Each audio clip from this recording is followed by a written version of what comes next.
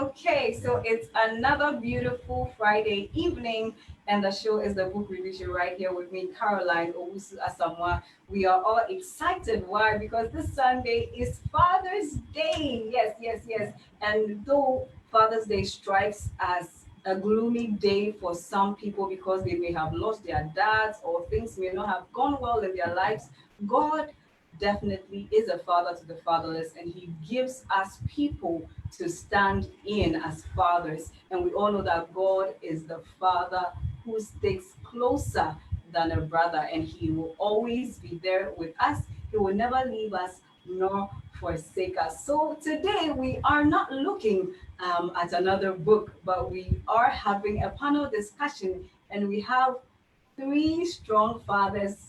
One of them is a grandpapa as well. So we are going to look at how the discussion is going to go. But today we are discussing the 21st century father. We are looking at the successes and the challenges. I'm Caroline Owusu Asamoah, and this is the book review show, the Father's Day special edition. Well, now let me introduce the panel.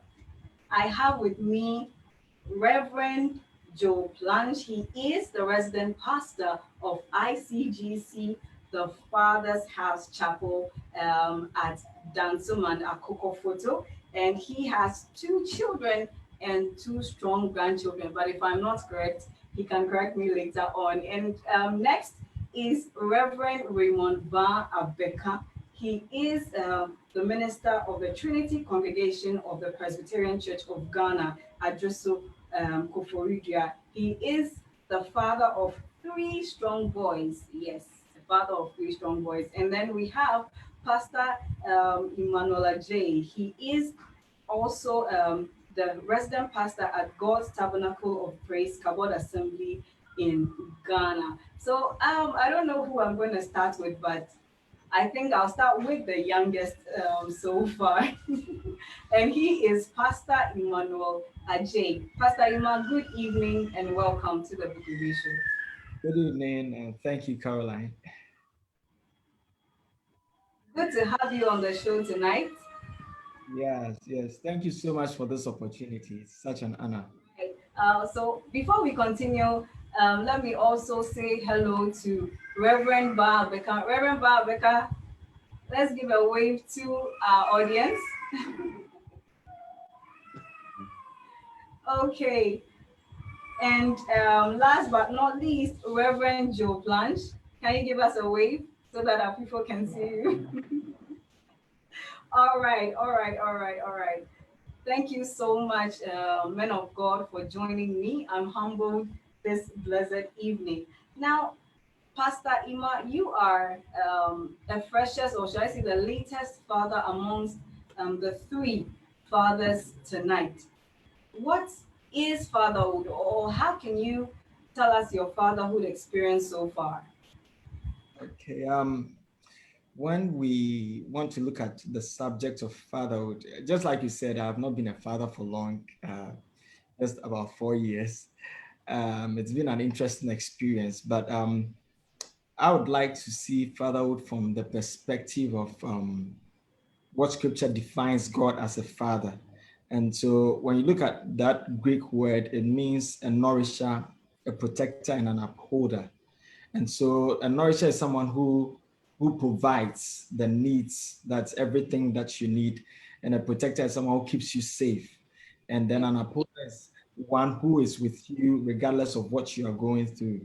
And so looking at these three, primary functions of fatherhood, we say a father is one who is providing for those that are under his care, keeping them safe, and also making sure that whatever stage or phase of life they are going through, he's right there with them.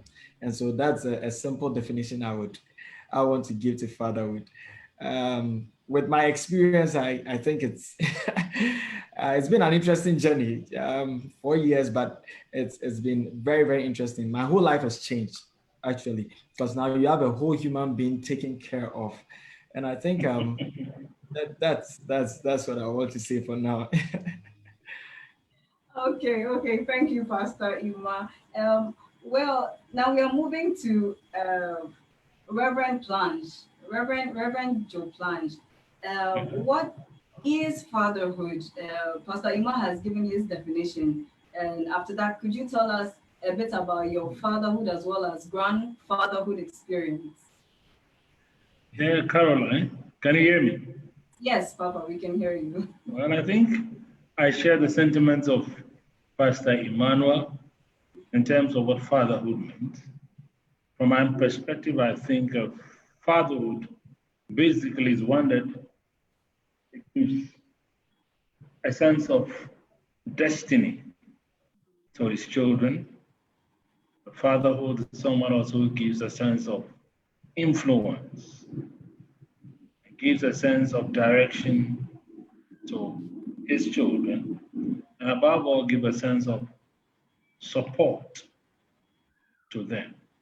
My fatherhood experience, like I said, transcend beyond me, from my father to myself, to my children, and then to my grandchildren.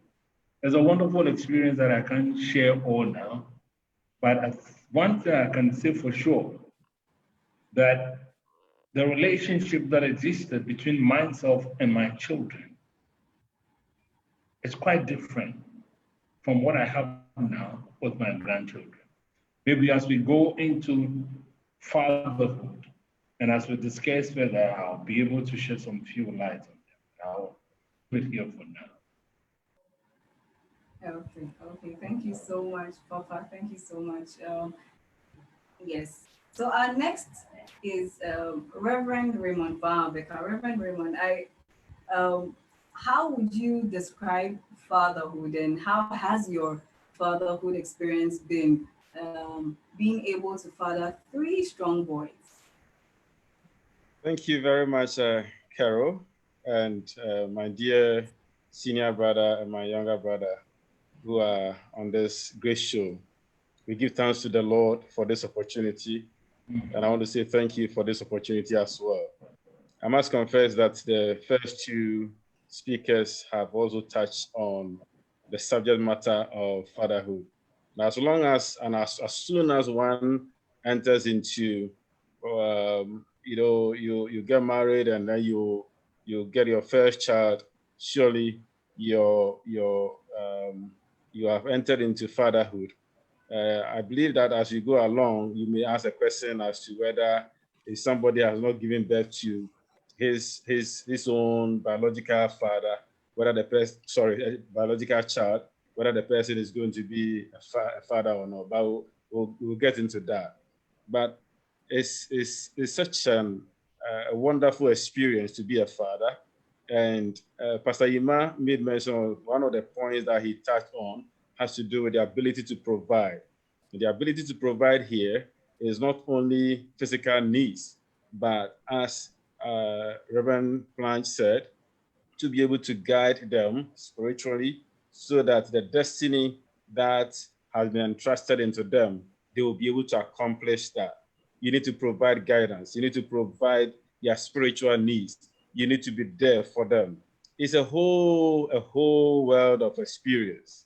It's not a joke. And that is why there are some people who are not able to settle down to as it were, give birth and then make sure that it's a nurturing process, a whole nurturing process that involves a lot.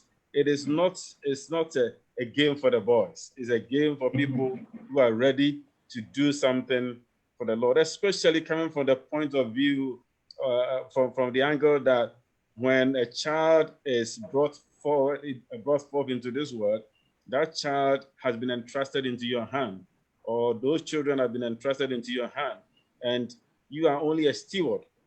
You are a steward. You are supposed to take good care of them. You are supposed to nurture them, because the giver, God Almighty, one day is going to ask you, the one that has brought forth these children, is going to ask you how you have dealt with them, how you have been able to nurture them. So it is a whole it's a whole nurturing process that involves a lot. Thank you so much. Thank you so much. Interesting sentiments out there, Reverend Raymond Baah Abekah. Well, in case you just tuned in, it's the book review show right here. And tonight is the special Father's Day edition, though it's on Sunday. You know that all the fathers will be very busy. They'll be too busy to be caught into an interview. So we decided to do it this evening.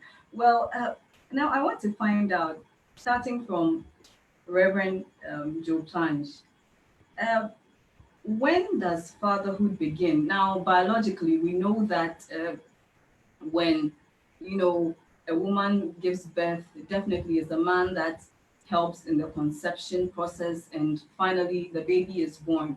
But does fatherhood necessarily begin from that point, or there's something more to it, being an experienced father? Yeah, I think I'll just refer to what Father Ray said, if I can call him by the name. Don't worry. Father Ray, okay. Father Ray made an allusion to the fact that fatherhood necessarily does not mean a biological father. And I think I share straight in that sentiment. You don't necessarily have to give birth to a child before you become a father. Biologically, you give birth to a person and then you are called a father. But there are many people who have not given birth biologically to a son or to a daughter. Yes, they father so many people. They take care of so many people, giving them support, giving them direction, modeling their life, influencing their life positively, and giving them godly counsel and all manner of supports that they can give to them, although they are not theirs a biological father per se, or they are not fathers as in someone who is giving birth to a person. So when you look at the mix, it is not necessarily you giving birth to somebody that you are called a father, but then the role you play, that figurative role as a father, in terms of guiding people, mentoring people, giving them support, counseling them, shepherding them, in one way or the sense, you're also a father. So from my perspective, I think we shouldn't limit fatherhood only to people that have given birth biologically to a person. I think it cuts across beyond that spectrum. Okay, okay. Thank you very much, Papa. But so I'm going to ask a follow-up question. So then, how should people who are not able to biologically father children feel? You know, just in the case as when a woman cannot conceive, what's your encouragement to men, or yes, men out there who feel they aren't able to produce their own children, so because of that they feel they are not men or man enough? Oh, I get your question. There's so many ways you can father people. You can adopt children, take care of them. You know, you can even get people from the streets who are fatherless, adopt them into your own homes, take care of them, give them direction, give them some tutelage, and shape their lives to become somebody prominent in future. The mere fact that you cannot give birth biologically to someone doesn't render you, let's use the word useless or not being a father. There's so many ways you can be a father to people. There's so many people in the streets who do not have fathers. There's so many people when you drive in the night who do not have fathers. You can adopt one of them, two of them, three of them, the homeless, and take good care of them. And they will refer to you as a father. So I think you shouldn't get so emotionally hurt that you cannot biologically give birth to someone to become a father. There's so many ways God has graced us with to father people and be such an influence positively to them. I think that would be my take on that. Wow. Thank you so much, Reverend Plange. Reverend Abekah, what do you think about that? Oh, About Reverend who are able Plange. to father their own children? With some people it really hurts, and I don't know whether it has to do with ego or what it has to do with. But what are your sentiments as well? Yes, you know what? If somebody you know, there are some people who go about, you know, giving birth here and there, they don't take care of them. Okay? For me, before God, if somebody biologically has not been able to give birth, but is able to take care of people, of young men and women, being a role model to them, nurturing them, especially in the fear of the Lord, so that their destinies will be shaped and then they will not deviate from their God-given purpose. Such a person for me is a hero father. Is somebody that has to be applauded, if you like, as against somebody who goes about just giving birth, okay, and will not take care of them. And so there are young men out there, some young men, I must say, who just go about hitting and hitting and hitting and hitting. We call them hit and run. They will hit and they will run. They will hit and they will run. They will hit and they will run. And there are some of them, they can go somewhere and stand and say, oh, I have about 5 children. I have 10 children. Okay. There are some of them, they've even lost count of the number of children they have because they move on just like that. They move on. As soon as he goes to a particular town, he, together with somebody, a lady, gives birth, and then he runs away. And so if you are such a person and you are not nurturing anyone, you are not raising anybody, any child, okay? I mean, so the one who has not given birth biologically, okay, for me, is far, far better. So if there's anybody out there listening to us, and maybe they've tried, they've been married for 4 or 5 years and so on and so forth, and yet they don't have a child. Let us continue to pray for such people. And I pray that such a person or such people will continue to wait patiently on the Lord for God's own appointed time, knowing very well that maybe their time will come. But whilst they are waiting for their time, for me, I will encourage them, just as Reverend Plange said, I will encourage them to, there are a lot of people that they can nurture, they can groom for them to become who God wanted them to be. Okay, so I am in line with what Reverend Plange said. Thank you so much. Now, moving on straight forward into the main topic or climaxing the discussion, Pastor Ima. Now, we are in the 21st century, and you are the newest father, or should I say, latest father here. What have been some of your challenges before we go to the successes with regards to being a father in the 21st century? Well, I would say that comparing fatherhood now, I mean, that is my case to my parents' case. I'd say that now the dynamics are quite different. Our socio-economic circumstances are quite different from in the 20th century. In our situation, both parents must go out there and bring in something for a living for the family. I mean, the expenditure and everything. And so you realize that there's a shared responsibility.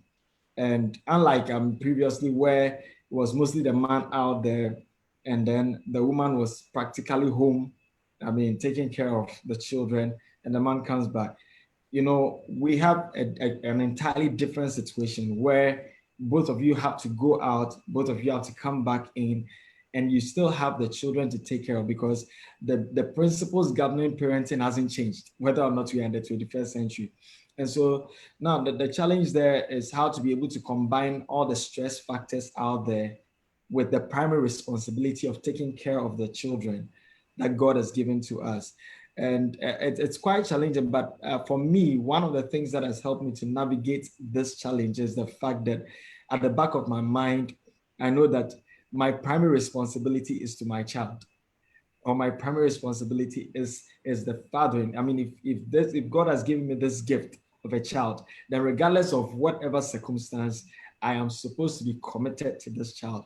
And so balancing it sometimes is quite difficult. I mean, sometimes you want to be out in the office, and then even in this COVID season, you have to be home. I mean, take care of the children, take care of the child, go back.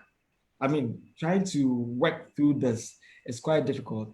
But I think that keeping at the back of my mind the fact that the primary responsibility is to that child makes it quite easy to navigate. So. Wow. Wow. Okay, thank you so much, Pastor Emma. Now we are switching to Reverend Plange. Reverend Plange, you are a father, you are a grandfather. Could you tell us the differences with regards to the challenges of the 20th century father and the 21st century father? You have a son-in-law, you have a son who is also a father. How have you seen fatherhood so far, the transition from the 20th to the 21st century? A very interesting question there, Caroline.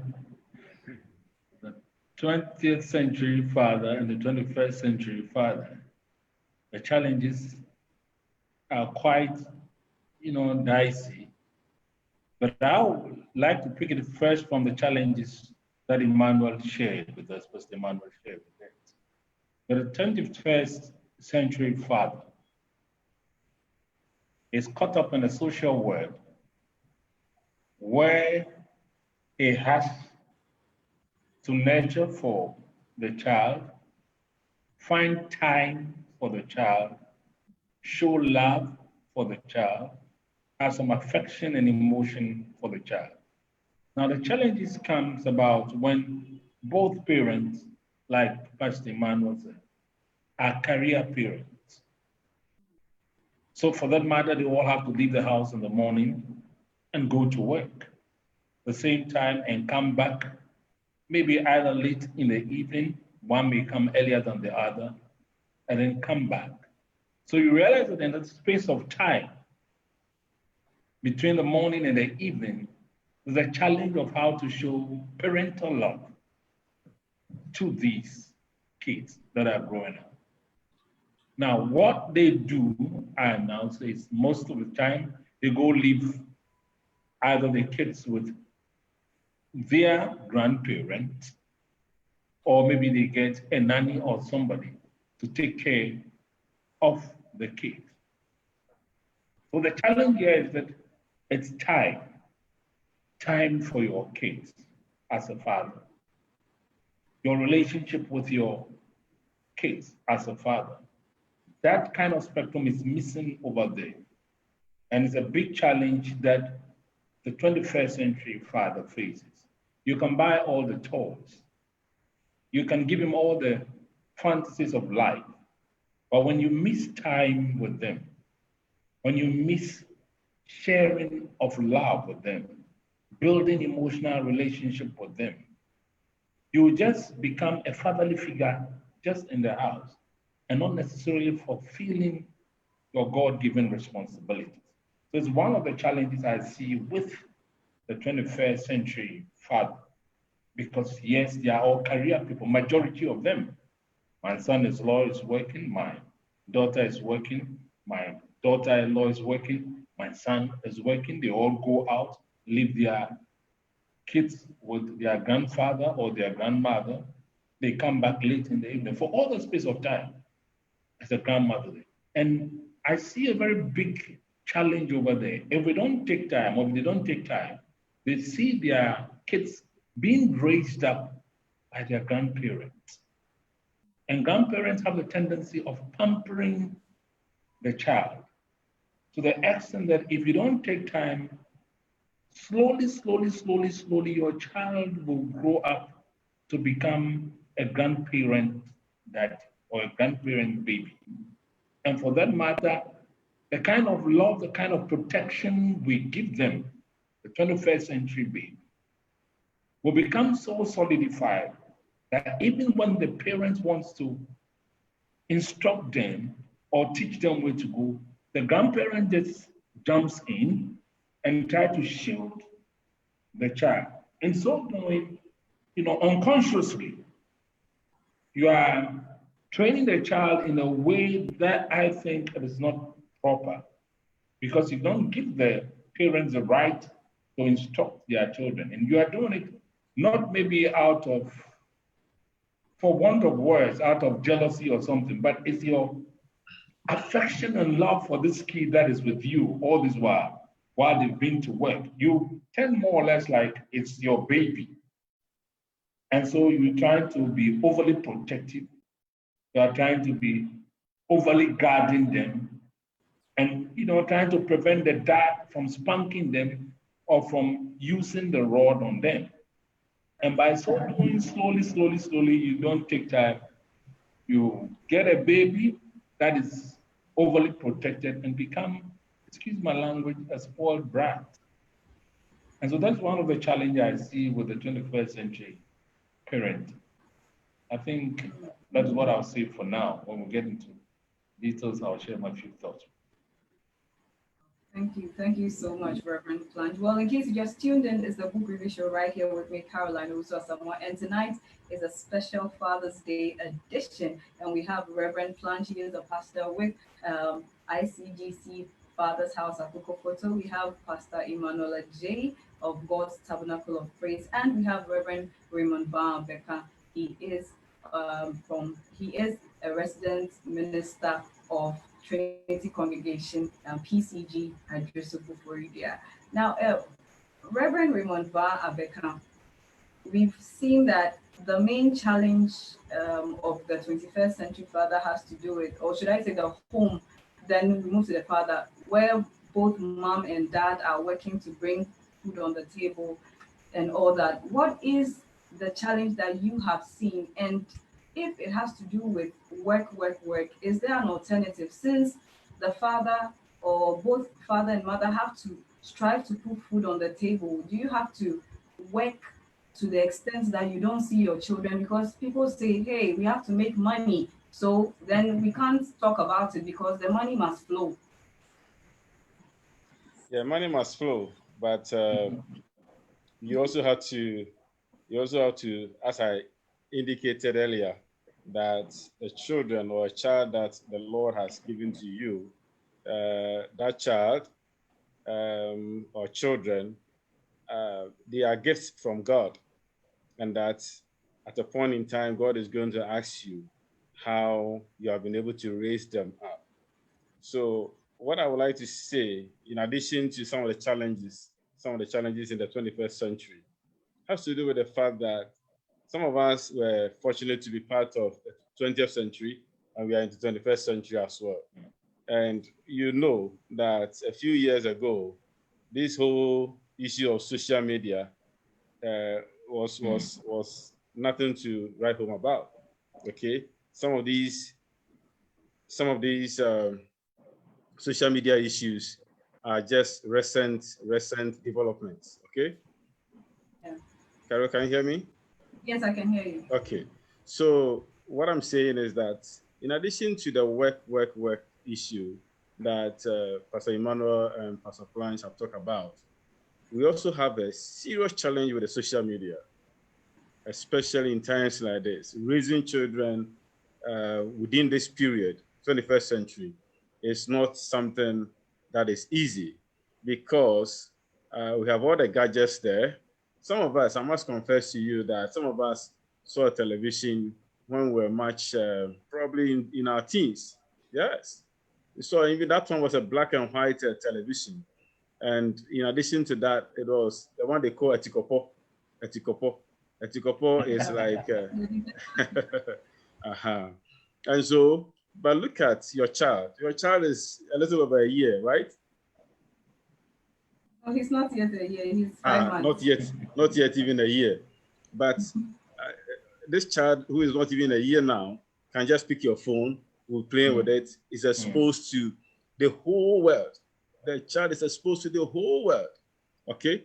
So if one of the challenges that we face, all of us face, as fathers and as everybody, has to do with the way the social media and the gadgets, we have so many gadgets around, and we have so many social media platforms around. They have their own implications. They have their own challenges here and there, okay? And so all these gadgets around that children have, some of them, we think that they are toy, maybe phones or whatever, but they all go a long way to shape these children that we have today. You asked a question as to whether they should just be there looking for money, money, money. You know, let me tell you one thing. I have always held a particular view that if I get the whole world's money and my child spoils, okay, I've gained nothing. That is my own personal kind of value that I have. And so money is important. Yes, you have to go get money, but if you, what shall it profit you? What shall it profit anybody listening to me or watching us if they get all the money and then the children are not raised well? Okay? And so in as much as the money is important, we should not forget the fact that we must find time and be there for the children, because money cannot raise the children. I must confess, you can have all the money in the world, but fine, they can raise them, but they cannot raise them properly.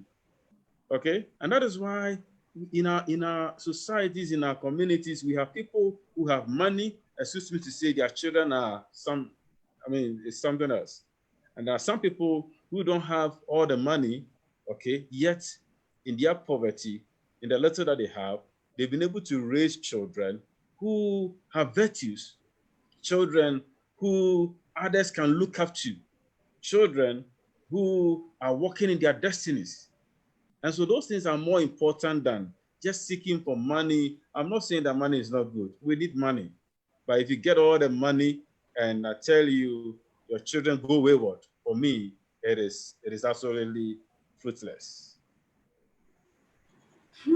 Wow, interesting discussion right here. Is the Book Review Show, and today we are discussing the challenges and successes of the 21st century with me, Caroline Owusu Asamoah, and we have three fathers on the panel. Yes, so we are live on Facebook. Just go to the Book Review Show GH page and put down your comments. Let's get your sentiments. If you are a 21st century father, what are some of the challenges that you struggle with raising your kids today? And if you are also maybe in the age bracket of Reverend Plange as a grandfather, what are some of the challenges you've seen? What are the different things that you've seen in this century in raising your child? Let me go to some comments right here. This is from Adjei. Wow, what a name. The social media name, as Reverend Abekah would say. She says, my papa right there, Reverend Joe Plange. Yes, shout out to Reverend Joe Plange. I can see Wendy Marte. I can see Festus Randy Jackson Davis. I can see Faith Hebzeba. So please keep your comments coming and let's get interactive. Yes, yes, yes, yes, yes. Awesome discussion. I'm enjoying myself. Well, now I'd like to address this to Reverend Plange. Now, Reverend Plange, Reverend Baah was talking about the money aspect.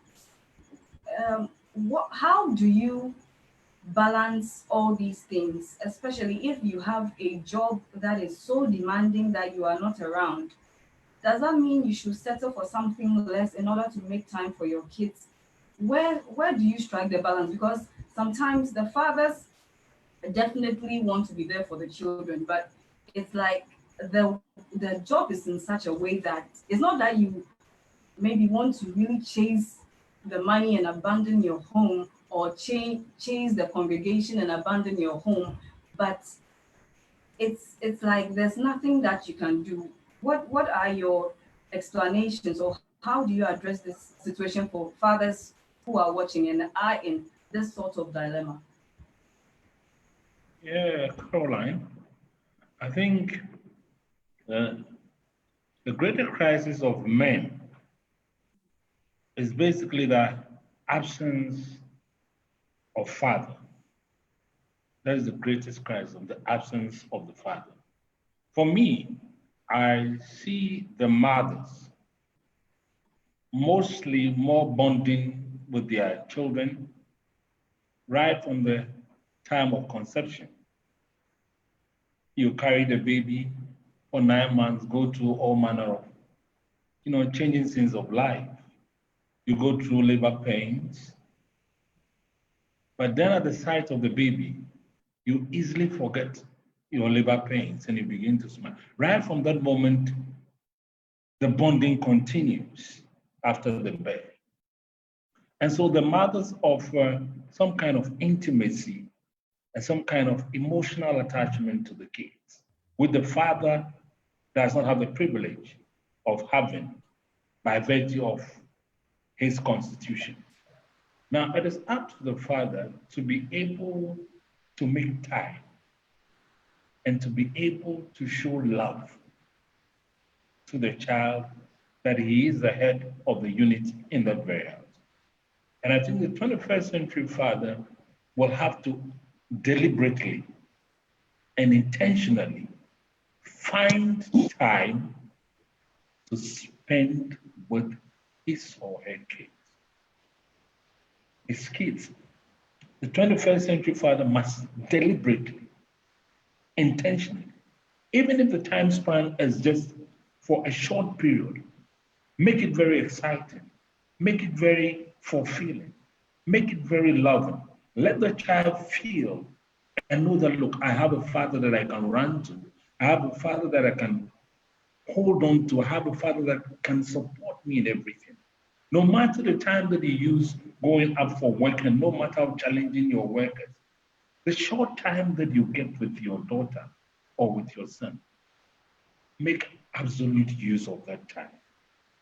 Because, time is a commodity that we cannot measure. It's always running on us.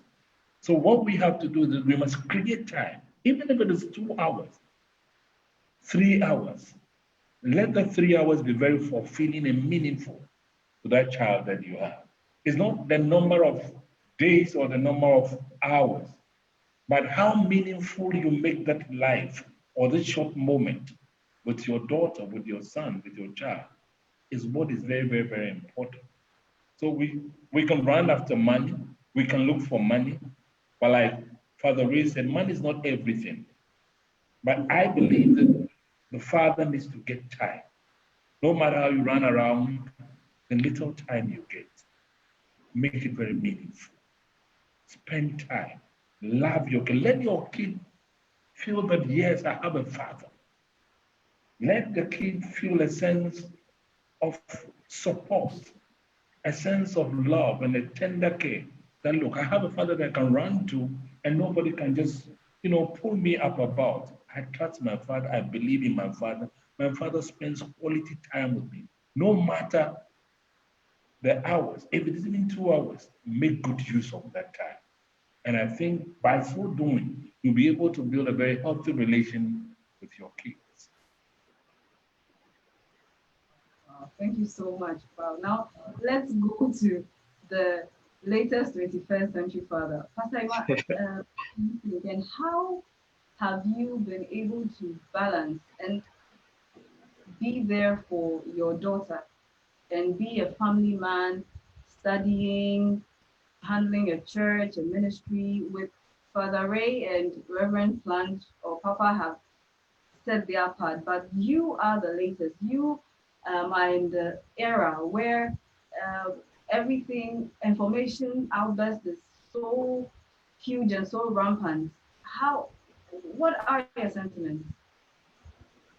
Okay, well, it's more like trying to be a super dad, because you're combining so many things at the same time, and at the same time trying to make sure that you raise this particular child in the ways of the Lord, and sometimes the running around and getting so many things done can overwhelm you. That if you don't take care, you might even lose sight of the little things like, I would say the little things, but they are very significant in the growth of the child, like the daily quiet time.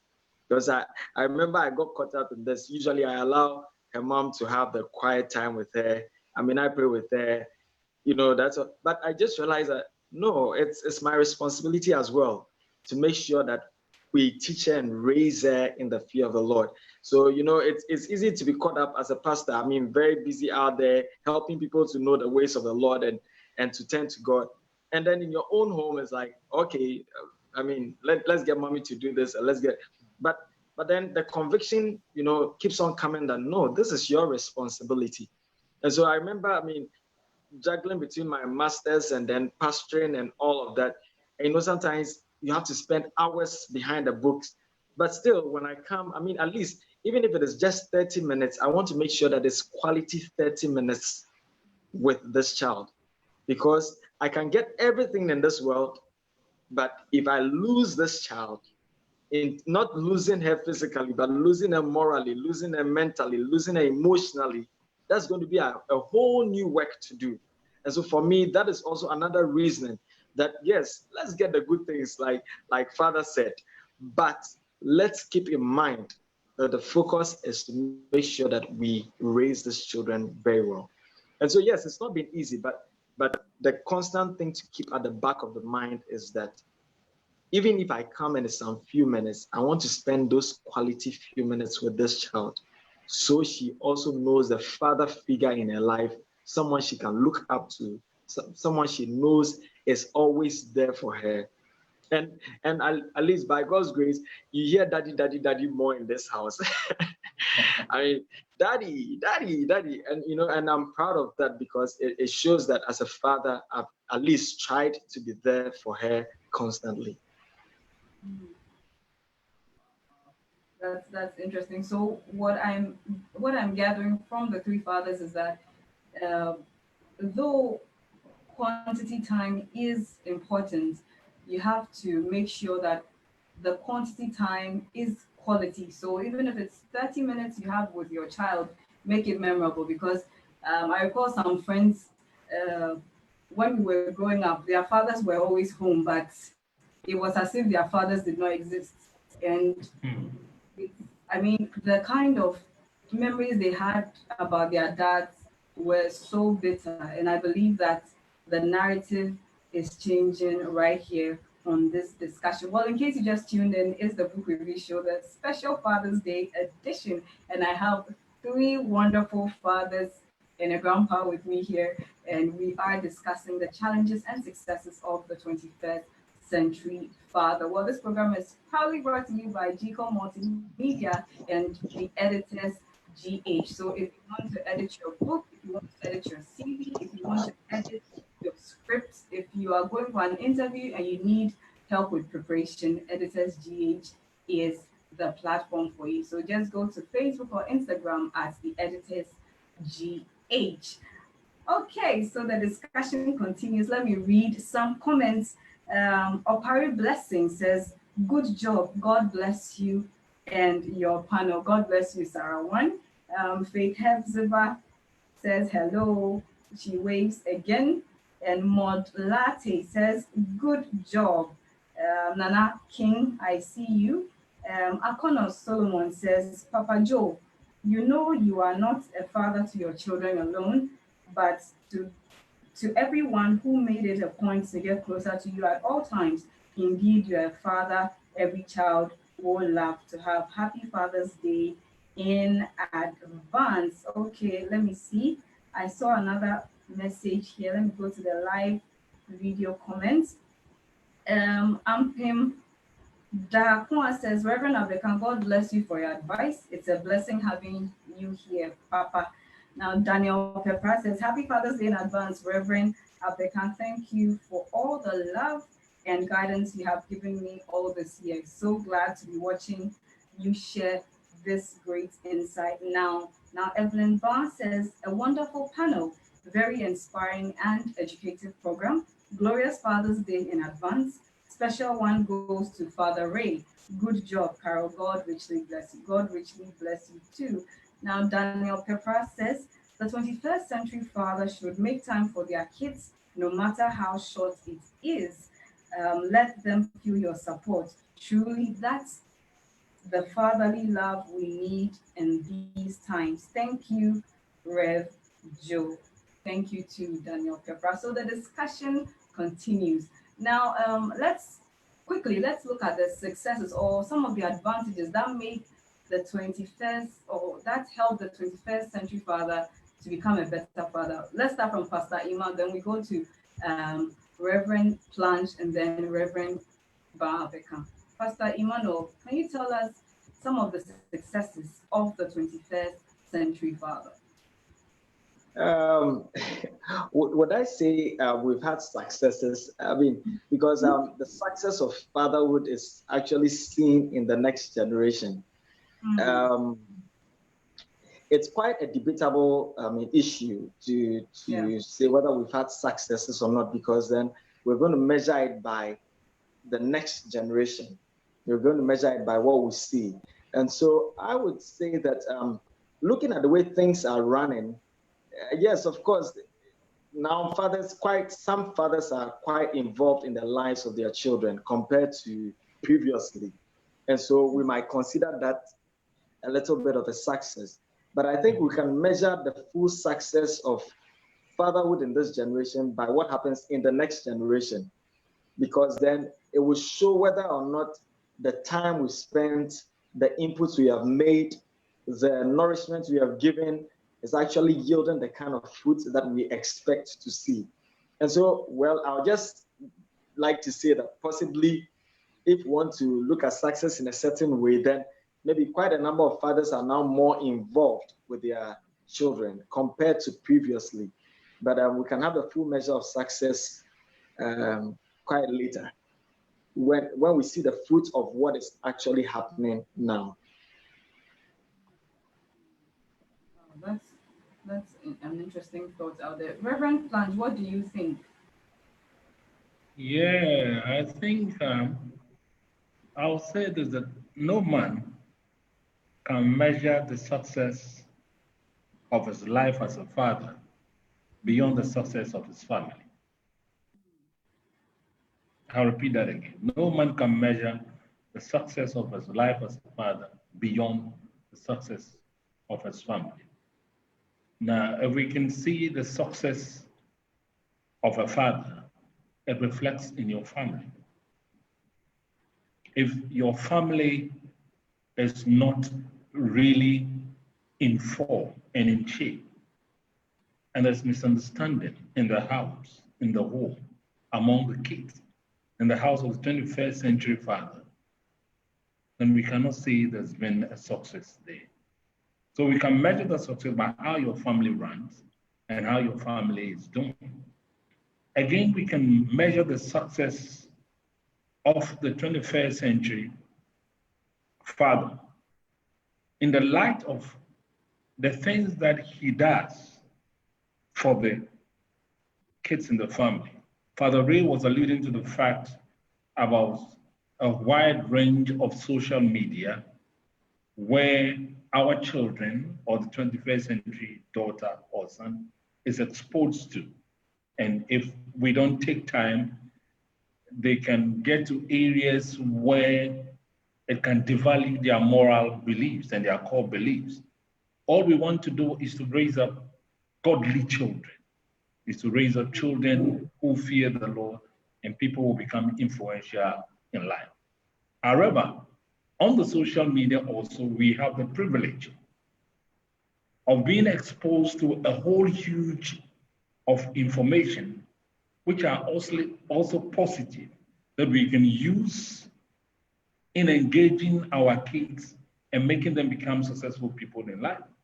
Like we were sharing some of you, I think Father Ray was saying something. If your kid should take your phone now or your tab, he or she can just press a knob and then open to wide range of things. But then we as parents can also press the buttons and limit them to where they can go and not to go. I'll just share a practical one with you. My granddaughter turned to just recently, and I think just in the early era of the COVID, and from the time we had a lockdown, they were not going to school. Now, all she had to learn was to the parents who were also under lockdown in the house. And they were teaching this daughter of theirs through the means of the internet and the social media. And, you know, it has improved that children are very fertile in terms of grasping things at that very early age. And if I look at her from the time I knew her in this short space of time, the kind of information that she has built, the kind of confidence, even when she's speaking to you, I get amazed. So on the social media, on the internet, it's also a tool for the fathers to make their life very successful. We as grandfathers were very ignorant of computers. We had no computers in our age. We had no laptops. We had no Android phones. So we were old school. But yes, the 21st century father has the means to all these things. And he can use it in one way or the positively to educate the child, to improve the quality of the child, and to teach the child more things that it used to be in our days. Also, I can say the success of the 21st century father is also seen in the relationship that they build with their kids. I see my son-in-law playing with his daughter and all kinds of, you know, plays that the daughter is instructing him to do. And sometimes I wonder when they send me the video clips to look at, you know, in our days, I could not hold the hands of my father. I dare not call my father or even go and sit down and have a chat with my father. No. What are you going to discuss with him? You dare not. Your father was more or less like a tyrant in the house, a tyrant in the house. And whatever he says, I mean, it's the finality. He's the monarch of all his obeys, his right. There is none to dispute.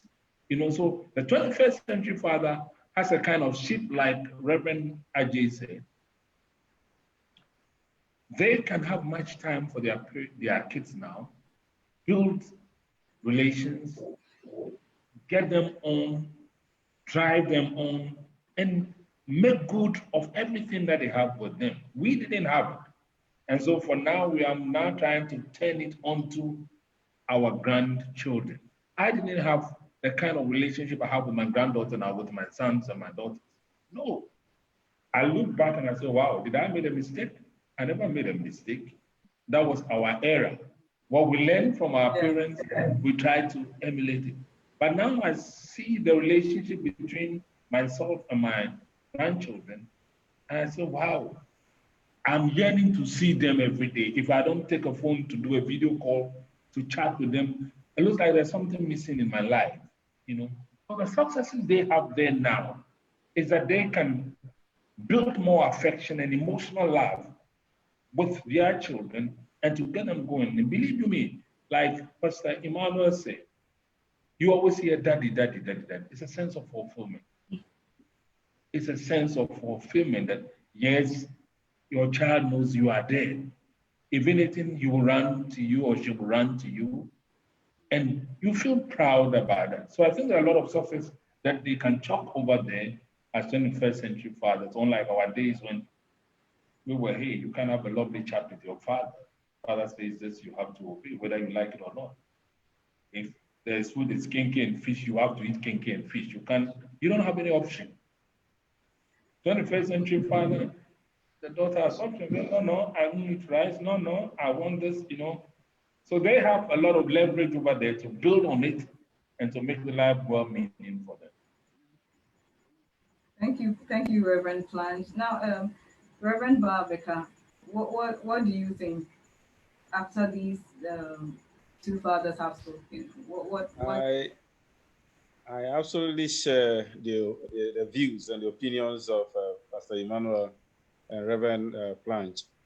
I share in their opinion because you know what, when you are a father, you yourself, as Reverend Plange said, it must start from your home, whether you show some successes or not. It will start from your home. Why do I say that? When you are a father, you've gone out and you are coming home and your children are running, you know, to hide under the bed or to scatter. Okay, just as you used to say back in school, scatter. If they hear the sound of your vehicle or there's your footsteps and then they want to scatter, there's a problem with you. Okay, there's a serious problem with you. The successes of a father is one of them is when you as a father, you are coming home and then your child or your children are coming to, to embrace you. Okay, they are coming to embrace you. That is who a father is. Okay. Now let me tell you this, especially for the men out there who continue to hit and run, they are doing a lot of harm to society because there is a kind of a spirit, whether you are a Christian or not.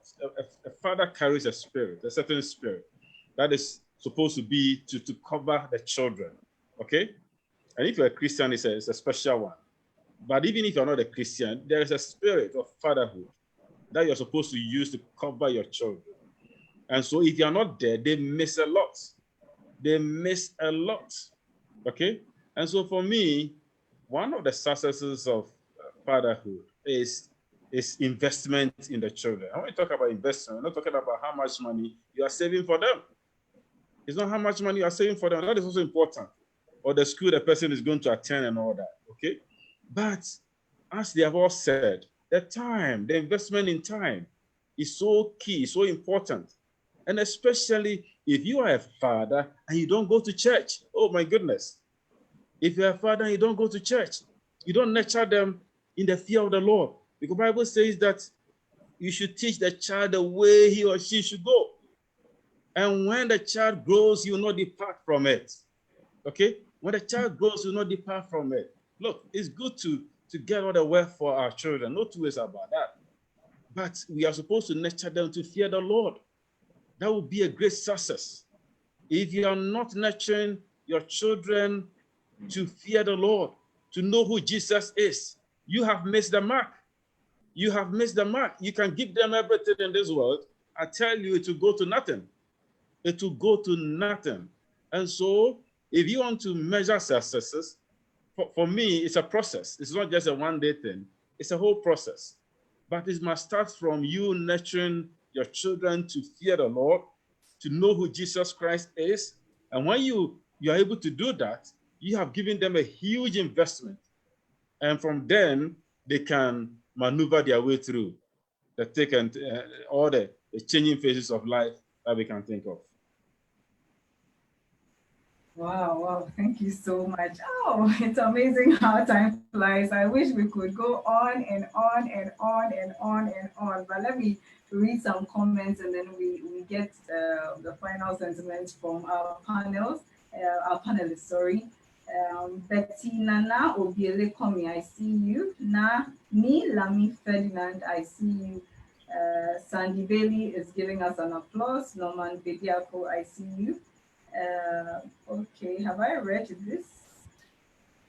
Akono Solomon says, Papa Joe, you know you are not a father. Okay, I think I've read this one already. Let me go to the live video comments.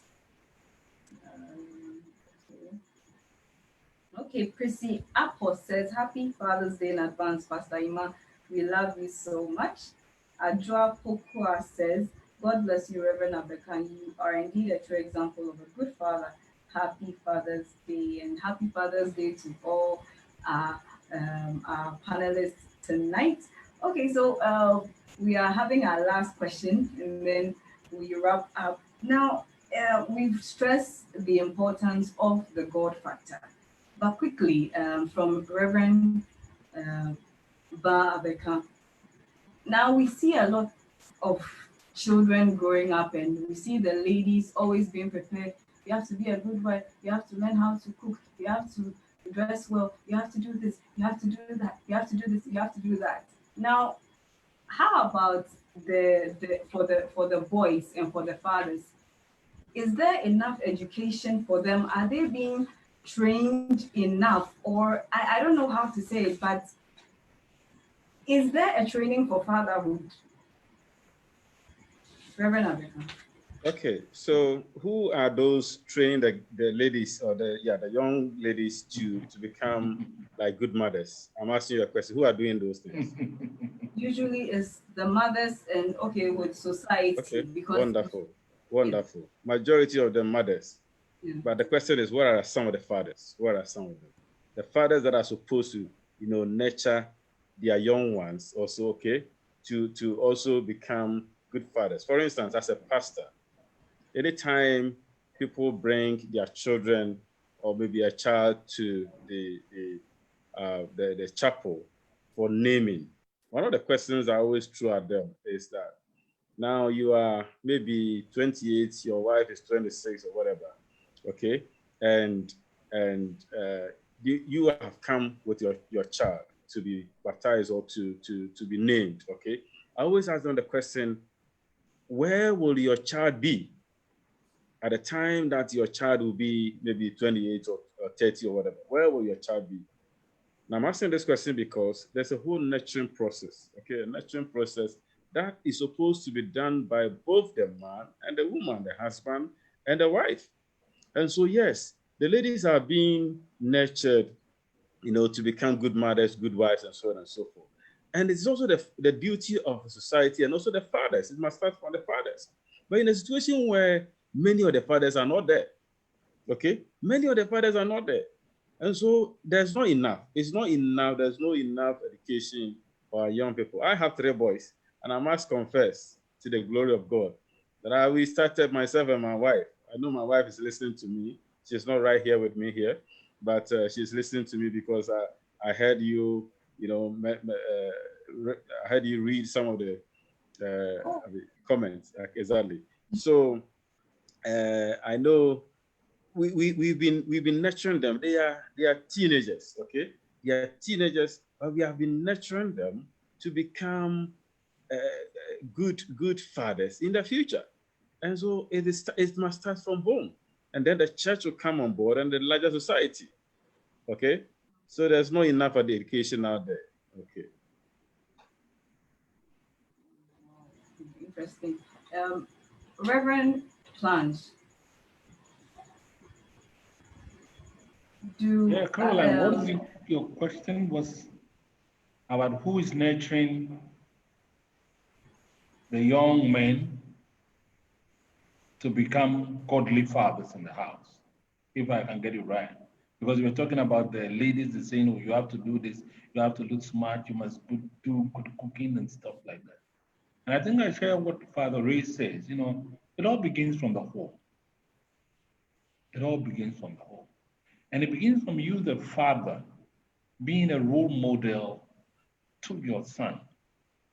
If your son cannot look at you and be very confident in you and say you are his role model, I think to some extent you have failed as a father. Because the child does what he sees the father doing.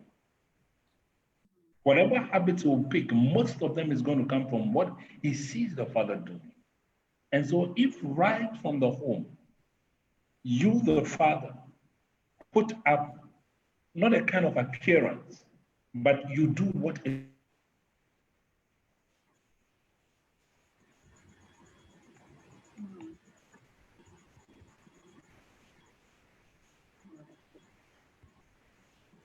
okay. right from the home. Because charity begins at home, like Father Ray said. When we model ourselves up as strong influence to our sons, they will learn from it and they will grow up to become what we are. But where we do not stand up and be the fatherly figure that God intends us to be, we will fail the next generation. Our sons and daughters will rise up, and one day they will tell us in the face that we did fail them. I don't want to be a father that my son will look at me and say, no, you did not do well for me. I want my son to be proud of me as a father. And so I make a conscious effort in trying to conducting myself properly in the house, in church, and wherever I go, so that he can pick all those values and use them in the formative stages of his life also to become a replica of myself so that he can also be called a good father. So all begins in the home. But what the father does, he should be a person of influence. He should be a person who gives direction. He should be a person who leads them in decision making, share thoughts with them. It should be someone who will be always there for them. And when you do that, they pick those values up and they grow to become just what they are dad. Thank you so much, Reverend. Okay, Pastor Imadi, with regards to fathers, where does it begin? So I would say that possibly, I mean, I'm just going to add a little to what my fathers have said. But I would say that, previously because, I mean, practically the mothers were raising the children, and, mothers are very particular with their girls. I don't want to raise my daughter to go into another person's home and not be able to cook or wash or do the basic things. So it almost looked like the women were more groomed compared to the males, because the boys would just get out there and play their football and come back. I mean, the father, who was supposed to be the one to, bring the rod out, in quotes, I mean, bring the discipline, would usually be at work and come back late, that sort of thing. So it sort of painted a picture like the boys are not raised to become fathers or to become men. But I think that some fathers have done very well. At least I can talk about my father. Because you look at me now and you know that he put in a lot to make sure that I become the man and the father I am today. And I believe it's the same with Reverend Plange and then Father Ray. And so the point is that, yes, some have neglected their responsibilities, but then there are others who are also consciously raising their boys to become men and their young men to become fathers and responsible ones. And so it's a blend in there. But I believe that, like Reverend Plange said, it all starts from the home. If we're able to consciously put in mind that we are raising the next generation of fathers who would build society, and we do it effectively, then we can achieve these results. And we'll have a different narrative that well and truly boys are being raised to become men and to become fathers. Wow, thank you so much, Pastor Emmanuel. In case you just tuned in, in case you just tuned in, we are wrapping up the discussion on the 21st century father, his successes and his challenges. And I have with me on the panel Pastor Emmanuel Adjei, Reverend Joe Plange, and Reverend Raymond. We are wrapping up. It's a special Father's Day edition right here on the Book Review Show with me, Caroline Owusu Asamoah. So we've stressed that in raising children, especially in the 21st century, the God factor matters, quality time, and you have to make sure that you are intentional and you serve as a role model to your sons so that they in turn become better and the best fathers that you can be to them and they can be to their children. Well, we are wrapping up the discussion, so I will start with Reverend Raymond Abekah to give us his final words to the audience before we go away. Then we move to Reverend Plange and then Pastor Emmanuel. Okay, thank you very much. And I just want to stress once again that especially for our young men who are married and at the moment probably they are not there yet as fathers, so to speak, in terms of being a biological. So I just want them to know that they can still be fathers. They can still be fathers. And there are a lot of young men and women out there who need that fatherly love. And they can pick on some of them and nurture them, especially in the fear of the Lord. And they can become, marvelous children in the house of the Lord. One of my joyous moments is whenever I see people like you. You are my daughter, isn't it? Yes. but I don't have a biological daughter. Okay, you know I don't have a biological daughter. But I have so many daughters, so many of them. And anywhere I go, I meet some of them. As a matter of fact, you are referring to Reverend Plange as a grandfather. Well, I don't have a biological grandchild, but I have two who have been named after me. Okay, I have two who have been named after me, by some of people like you, people that have gone through my hands and so on and so forth. What a joy it is. Such a joy. Okay. I have so many of them. So there's joy in it. There is so much joy in nurturing people to come to know the Lord, nurturing people so that they will not deviate from their God-given destiny and shaping their lives. So much joy in it. I want to challenge anybody out there who is not yet a father. Let me put it this way. He's not yet, doesn't have a child and is looking for one. Pick one of these ones anywhere you can find them, nurture them, and through that, God will bless you to have your own. Thank you for the opportunity. Thank you so much, Reverend Baah Abekah. Reverend Baah Abekah was my school chaplain way back in senior high school, and one day we'll tell the story. You were one of my chapel prefects, and I will not forget those periods. Okay, I won't forget that. You were such a wonderful chapel prefect. Thank you very much, Reverend Baah Abekah. And I know Reverend Plange also has a story. Reverend Plange, please, your final words to the audience. Well, my final words is thank you very much for having us on the show.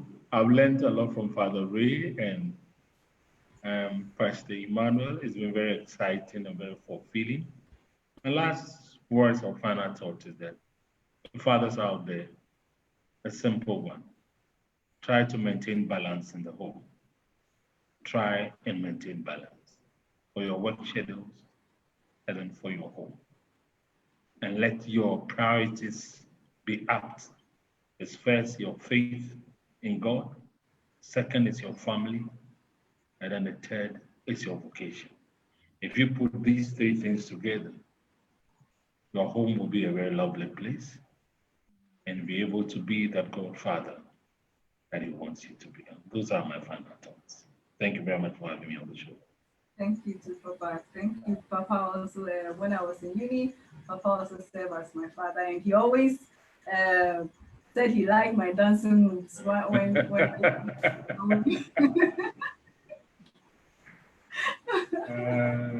Caroline. Okay. Those were nice tips. Yes, and I wish I could do them tonight, but I don't think I can. Maybe another time for the audience. Great. Thank you so much, Reverend Plange. Thank you, Reverend Plange. Now, Pastor Emmanuel, I have had you several times on this show reviewing your book. You are a prolific author. Your final words to the fathers watching you tonight and those who are not even yet biological fathers. Yes, I think much has been said by the two fathers. I just want to add this little thing that God is ultimately the best father figure we can look up to.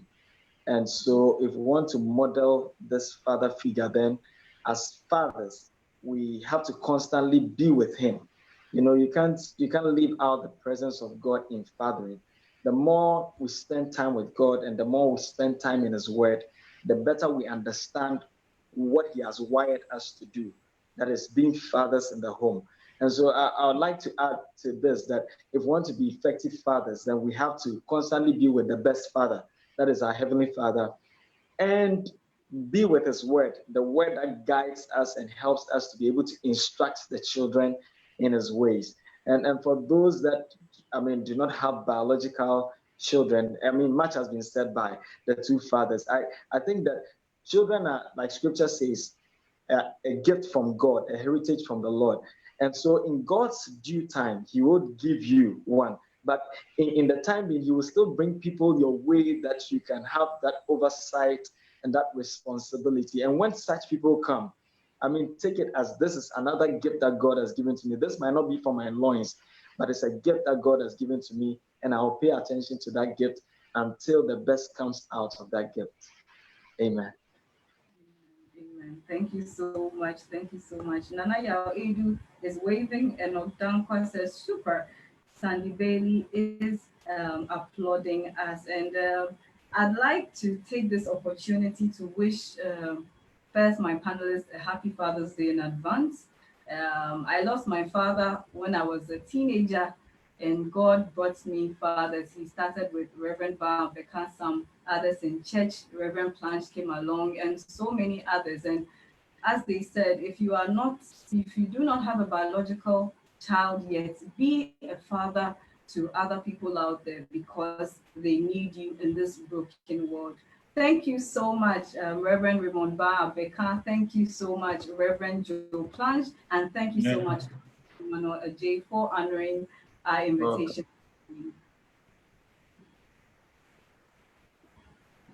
God richly bless you. We are grateful for your time. So happy Father's Day to you all, and happy Father's Day to all fathers watching, and happy Father's Day to my husband as well. Yeah, and I love him very much. Yes, I know. I know you're going to say that. Thank you. Thank you. Thank you. All right. Good night. Okay, so a wonderful edition right here, the Father's Day special edition. Tune in same time next week. Next week, we are going to look at how to deal with the loss of a loved one. Our author lost her husband, and she's going to tell us how she overcame it in her new book. So tune in same time next week. Every Friday, 7 p.m. is the book review show right here with me, Caroline Owusu Asamoah. For more details, you can call 0231 151615. This program has been brought to you by GCOM Multimedia and the editors GH. So stay safe, wash your hands, wear your nose masks, and practice social distancing. It's bye from me. Happy Father's Day. Bye.